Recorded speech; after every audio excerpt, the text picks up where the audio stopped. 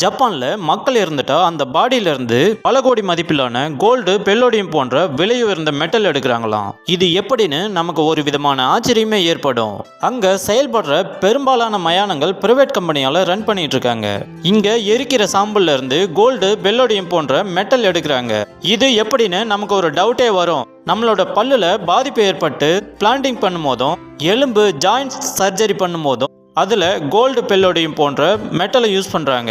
Last இயரில் மட்டும் ஜப்பானில் 15 லட்சம் பேர் இறந்துருக்காங்களாம். அவங்கள எரிச்ச சாம்பல்ல இருந்து எடுத்த மெட்டலில் சேல் பண்ணதால அவங்களுக்கு 350 400 கோடி ரூபாய் இன்கம் கிடைச்சிருக்கு அப்படின்னு ஒரு டேட்டா சொல்லுது. இது எப்படி சாத்தியம்னு கேட்டால், டெத்தோட ரேஷியோ அதிகமாகிறதாலையும் மெட்டலோட ரேட் இன்க்ரீஸ் ஆகிறதாலையும் இவ்வளோ பெரிய இன்கம் கிடைக்குதான். இருந்தாலும் அந்த பணத்தை மயானங்களோட மெயின்டெனன்ஸ்க்கு தான் அவங்க யூஸ் பண்ணுறாங்களாம். இப்படியெல்லாம் யோசிக்கிறதால தான் குட்டி நாடான ஜப்பான் மிகப்பெரிய வல்லரசாக மாறி இருக்கு.